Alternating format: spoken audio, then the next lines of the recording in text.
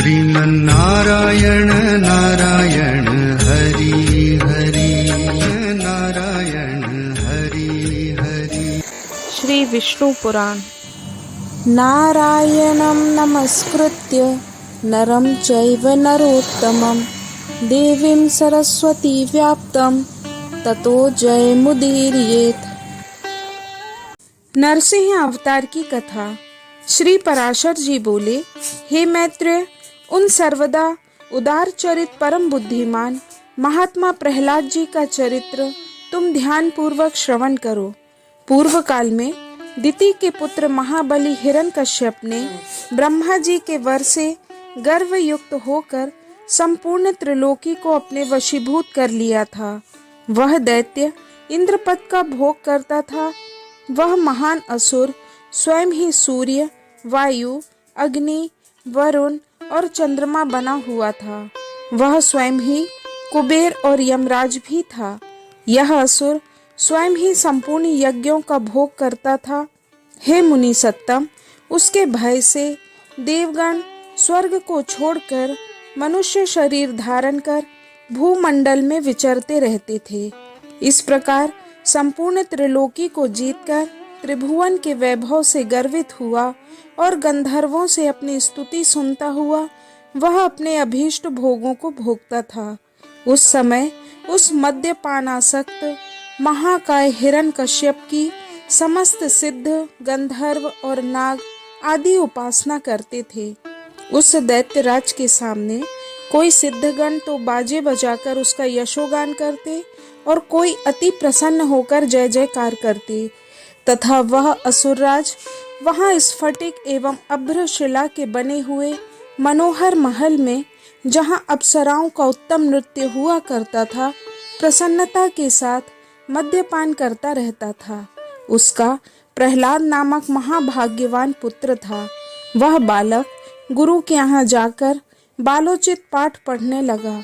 एक दिन वह धर्मात्मा बालक गुरुजी के साथ अपने पिता दैत्यराज के पास गया, जो उस समय मद्यपान में लगा हुआ था। तब अपने चरणों में झुके हुए अपने परम तेजस्वी पुत्र प्रहलाद को उठाकर पिता हिरण्यकश्यप ने कहा, वत्स, अब तक अध्ययन में निरंतर तत्पर रहकर तुमने जो कुछ पढ़ा है उसका सारभूत भाषण हमें सुनाओ। पिताजी, मेरे मन में जो सबके सारांश रूप से स्थित है वह मैं आपकी आज्ञानुसार सुनाता हूँ। सावधान होकर सुनिए। जो आदि, मध्य और अंत से रहित, अजन्मा, वृद्धि, क्षय, शून्य और अच्युत हैं, समस्त कारणों के कारण तथा जगत की स्थिति और अंत करता है, उन श्री हरि को मैं प्रणाम करता हूँ। श्री पराशर जी बोले, यह सुन दैत्यराज हिरण्यकश्यप ने क्रोध से नेत्र लाल कर प्रहलाद के गुरु की ओर देखकर कांपते होठों से कहा। हिरण्यकश्यप बोला, रे दुर्बुद्धि ब्राह्मणधम, यह क्या? तूने मेरी अवज्ञा कर इस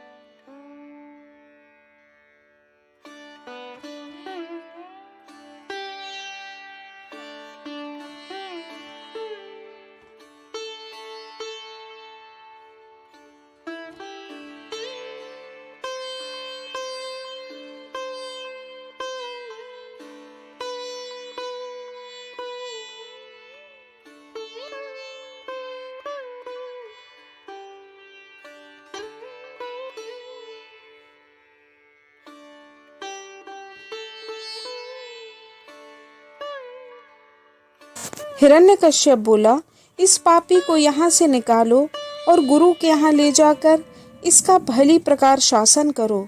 इस दुर्मति को ना जाने किसने मेरे विपक्षी की प्रशंसा में नियुक्त कर दिया है। श्री पराशर जी बोले, उसके ऐसा कहने पर दैत्यगण उस बालक को फिर गुरुजी के यहाँ ले गए और वे वहाँ गुरुजी की रात दिन भली प्रकार सेवा शुश्रूषा करते हुए विद्याध्ययन करने लगे। बहुत काल व्यतीत हो जाने पर दैत्यराज ने प्रहलाद जी को फिर बुलाया और कहा, बेटा आज कोई गाथा सुनाओ। प्रहलाद जी बोले, जिनसे प्रभाव पुरुष और यह चराचर जगत उत्पन्न हुआ है, वे सकल प्रपंच के कारण श्री विष्णु भगवान हम पर प्रसन्न हो।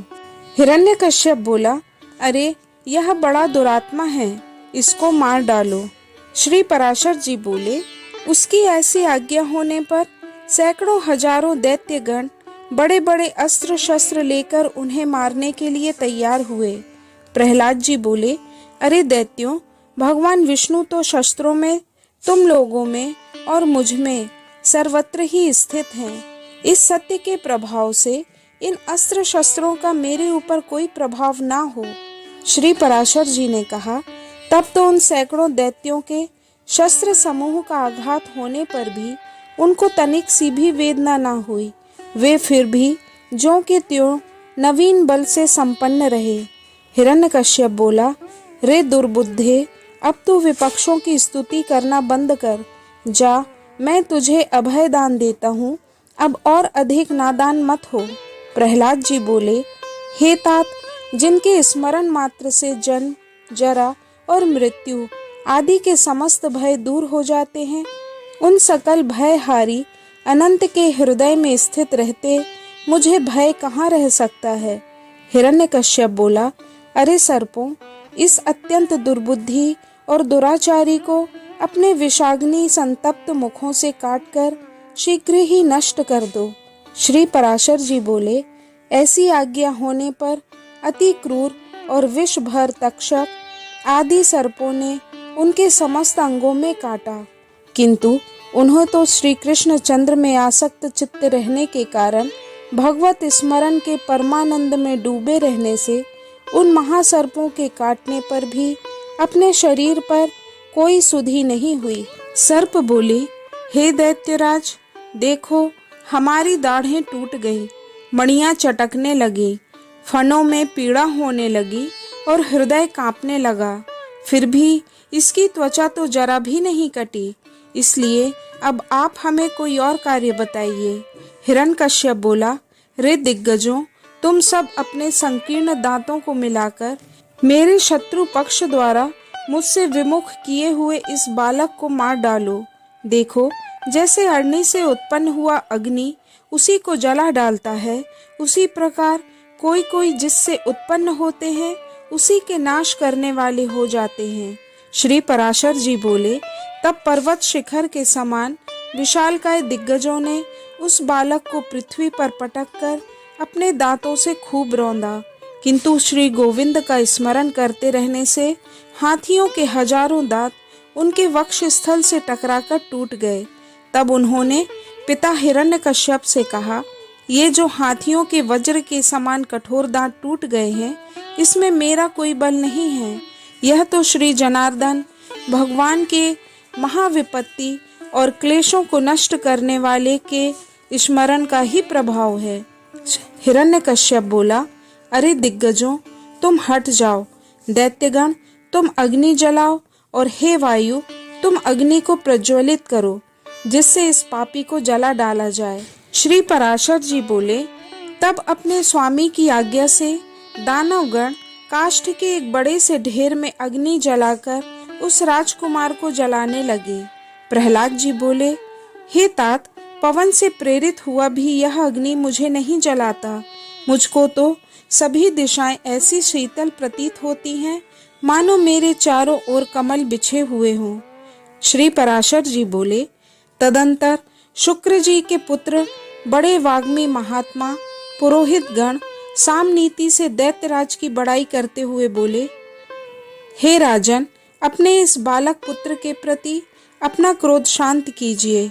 आपको तो देवताओं पर ही क्रोध करना चाहिए, क्योंकि उसकी सफलता तो वही है। हे राजन, हम आपके इस बालक को ऐसी शिक्षा देंगे जिससे यह विपक्ष के नाश का कारण होकर आपके प्रति अति विनीत हो जाएगा। हे दैत्यराज, बाल्यावस्था तो सब प्रकार के दोषों का आश्रय होती है, इसीलिए आपको इस बालक पर अत्यंत क्रोध का प्रयोग नहीं करना चाहिए।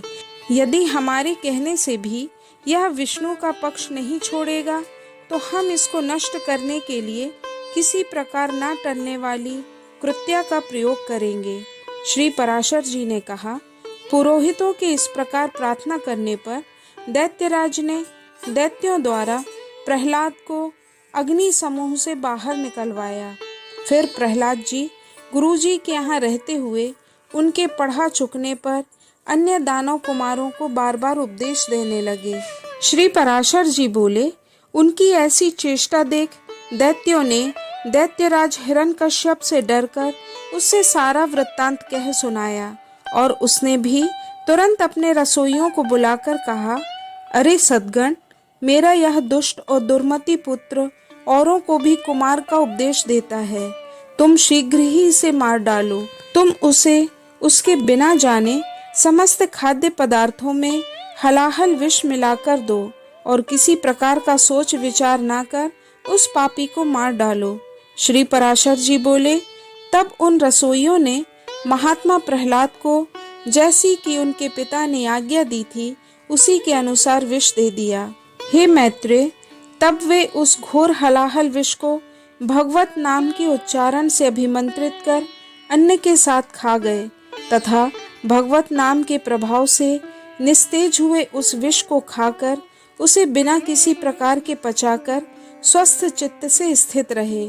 उस महान विष को पचा हुआ देख रसोइयों ने भय से व्याकुल हो हिरण्यकश्यप के पास जाकर उसे प्रणाम करके कहा, हे दैत्यराज, हमने आपकी आज्ञा से अत्यंत तीक्ष्ण विष दिया था, तथापि आपके पुत्र प्रहलाद ने उसे अन्न के साथ पचा लिया। हिरण्यकश्यप बोला, हे पुरोहितगण, शीघ्रता करो, शीघ्रता करो, उसे नष्ट करने के लिए अब कृत्या उत्पन्न करो और देरी ना करो। श्री पराशर जी बोले, तब पुरोहितों ने अति विनीत प्रहलाद से उसके पास जाकर शांति पूर्वक कहा। पुरोहित बोले, हे आयुष्मान, तुम त्रिलोकी में विख्यात ब्रह्मा जी के कुल में उत्पन्न हुए हो और दैत्यराज हिरण्यकश्यप के पुत्र हो। तुम्हें देवता अथवा और किसी से भी क्या प्रयोजन है? तुम्हारे पिता तुम्हारे तथा संपूर्ण लोकों के आश्रय हैं और तुम भी ऐसे ही होगे, इसलिए तुम यह विपक्ष की स्तुति करना छोड़ दो। प्रहलाद ने कहा, अर्थ, धर्म, काम और मोक्ष, ये चार पुरुषार्थ कहे जाते हैं। ये चारों ही परम पिता परमात्मा से उत्पन्न होते हैं, अतः एकमात्र श्री हरि की आराधना ही उपार्जनीय है। हे द्विजगण, इस प्रकार जिनसे अर्थ, धर्म, काम और मोक्ष चारों फल प्राप्त हो जाते हैं, उनसे बड़ा इस संसार में कौन होगा? पुरोहित गण बोले, रे दुर्मते, यदि तू हमारे कहने से अपने इस मोहमय आग्रह को नहीं छोड़ेगा तो हम तुझे नष्ट करने के लिए कृत्या उत्पन्न करेंगे। प्रहलाद जी बोले, कौन जीव किससे मारा जाता है और कौन किससे रक्षित होता है? शुभ और अशुभ आचरणों के द्वारा आत्मा स्वयं ही अपनी रक्षा और नाश करता है। कर्मों के कारण ही सब उत्पन्न होते हैं और कर्म ही उनकी शुभाशुभ गतियों के साधन हैं। इसलिए प्रयत्न पूर्वक शुभ कर्मों का ही आचरण करना चाहिए। श्री पराशर जी बोले, उनके ऐसा कहने पर उन दैत्यराज के पुरोहितों ने क्रोधित होकर अग्नि शिखा के समान प्रज्वलित शरीर वाली कृत्या उत्पन्न कर दी।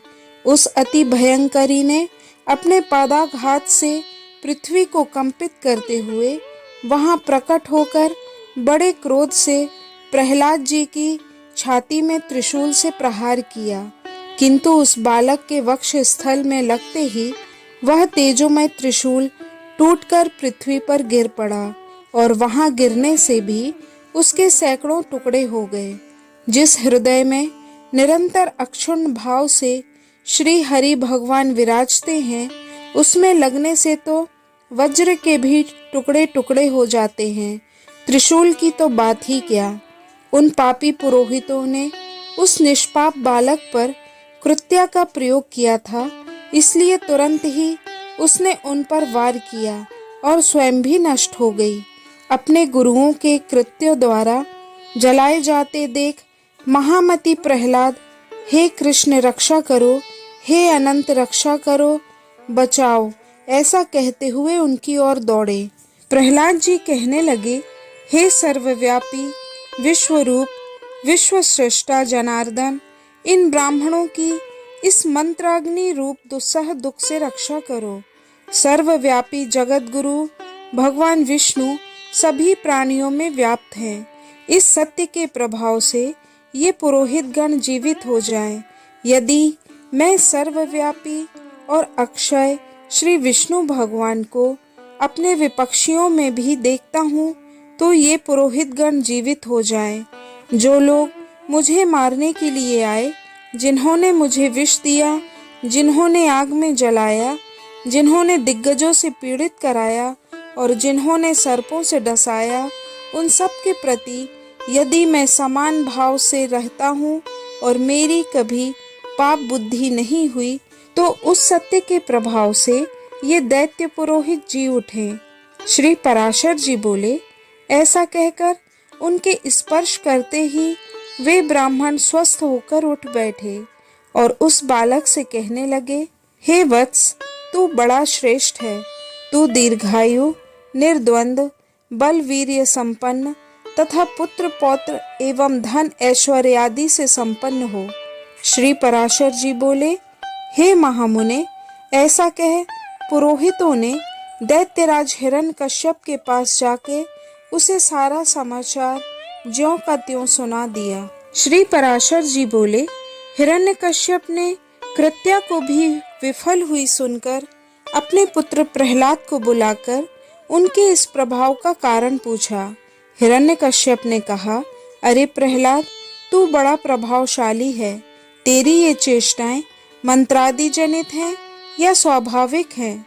श्री पराशर जी बोले, पिता के इस प्रकार पूछने पर दैत्य कुमार प्रहलाद जी ने उसके चरणों में प्रणाम कर इस प्रकार कहा, पिताजी, मेरा यह प्रभाव ना तो मंत्रादि जनित है और ना स्वाभाविक है, बल्कि जिस जिसके हृदय में श्री अच्युत भगवान का निवास होता है, उसके लिए यह सामान्य बात है। हिरण्यकश्यप बोला, यह बड़ा दुरात्मा है, इसे इस 100 योजन ऊंचे महल से गिरा दो, जिससे यह उस पर्वत के ऊपर गिरे और शिलाओं से इसके अंग अंग छिन्न भिन्न हो जाएं।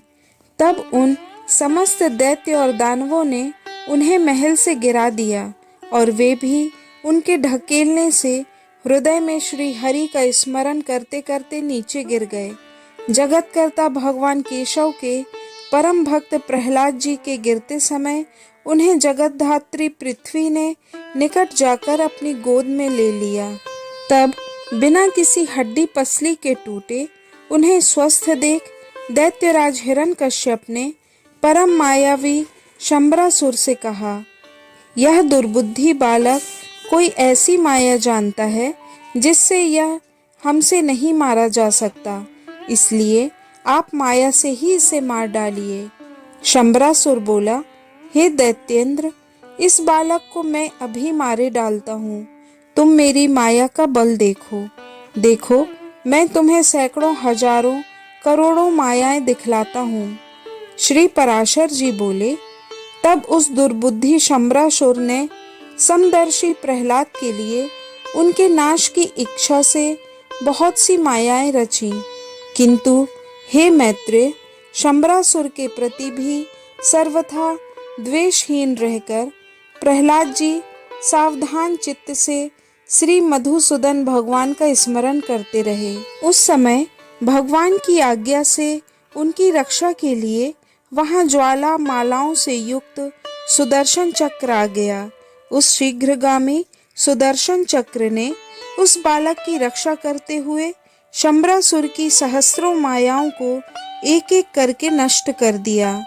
तब दैत्यराज ने सबको सुखा डालने वाले वायु से कहा कि मेरी आज्ञा से तुम शीघ्र ही इस दुरात्मा को नष्ट कर दो। अतः उस अति तीव्र शीतल और रुक्ष वायु ने, जो अति असहनीय था, जो आज्ञा कहकर उनके शरीर को सुखाने के लिए उसमें प्रवेश किया। अपने शरीर में वायु का आवेश हुआ जान दैत्य कुमार प्रहलाद ने भगवान धरणीधर को हृदय में धारण किया। उनके हृदय में स्थित हुए श्री जनार्दन ने क्रुद्ध होकर उस भीषण वायु को पी लिया। इससे वह क्षीण हो गया। इस प्रकार पवन और संपूर्ण मायाओं के क्षीण हो जाने पर महामती प्रहलाद जी अपने गुरु के घर चले गए। तदंतर गुरुजी उन्हें नित्य प्रति शुक्राचार्य जी की बनाई हुई राज्य फल प्रदायिनी राजनीति का अध्ययन कराने लगे। जब गुरुजी ने उन्हें नीति शास्त्र में निपुण और विनय संपन्न देखा तो उनके पिता से कहा, अब यह सुशिक्षित हो गया है। आचार्य बोले, हे दैत्यराज, अब हमने तुम्हारे पुत्र को नीति शास्त्र में पूर्णतया निपुण कर दिया है। भृगुनंदन शुक्राचार्य जी ने जो कुछ कहा है उसे प्रहलाद तत्वतः जानता है। हिरण्यकश्यप बोला, प्रहलाद, राजा को मित्रों से कैसा बर्ताव करना चाहिए और शत्रुओं से कैसा, तथा त्रिलोकी में जो मध्यस्थ हों उनसे किस प्रकार आचरण करें। मंत्रियों, अमात्यों, बाह्य और अंतःपुर के सेवकों, गुप्तचरों, पुरवासियों, शंकितों तथा अन्य जनों के प्रति किस प्रकार व्यवहार करना चाहिए, यह सब और जो कुछ भी तूने पढ़ा हो वह सब मुझे सुना। मैं तेरे मन के भावों को जानने के लिए बहुत उत्सुक हूँ। प्रहलाद जी बोले, पिताजी, इसमें संदेह नहीं, गुरुजी ने तो मुझे इन सभी विषयों की शिक्षा दी है। मैं उन्हें समझ भी गया हूँ, परंतु मेरा विचार है कि वे नीतियाँ अच्छी नहीं हैं। साम, दान, दंड, भेद, ये सब उपाय मित्रादि के साधने के लिए बतलाए गए हैं। किंतु पिताजी, आप क्रोध न करें, मुझे तो कोई शत्रु मित्र आदि दिखाई ही नहीं देते, और हे महाबाहो, जब कोई साध्य ही नहीं है तो इन साधनों से लेना ही क्या है। सर्वभूतात्मक जगन्नाथ परमात्मा गोविंद में भला शत्रु मित्र की बात ही कहाँ है। श्री विष्णु भगवान तो आप में, मुझ में और अन्यत्र भी सभी जगह विद्यमान हैं। फिर यह मेरा मित्र है और यह शत्रु है, ऐसे भेदभाव को स्थान ही कहाँ है। इसलिए हे तात, अविद्या जन दुष्कर्मों में प्रवृत्त रहने वाले इस वायाजाल को सर्वथा छोड़कर अपने शुभ के लिए ही यत्न करना चाहिए। यह सब विश्व भगवान विष्णु ही हैं। ऐसा जान लेने पर वे अनादि परमेश्वर भगवान अच्युत प्रसन्न होते हैं और उनके प्रसन्न होने पर सभी क्लेश क्षीण हो जाते हैं। श्री पराशर जी बोले, यह सुनकर हिरण्यकश्यप ने क्रोधपूर्वक अपने राज्य सिंहासन से उठकर पुत्र प्रहलाद के वक्ष स्थल में लात मारी और क्रोध तथा असमर्थ से जलते हुए मानो संपूर्ण संसार को मार डालेगा इस प्रकार हाथ मलता हुआ बोला, हे विप्रचिते, हे बल, तुम लोग इसे भली प्रकार नागपाश से बांधकर महासागर में डाल दो। देर मत करो, नहीं तो संपूर्ण लोक और दैत्य दानव आदि भी इस मूर्ख दुरात्मा के मत का ही अनुसरण करेंगे।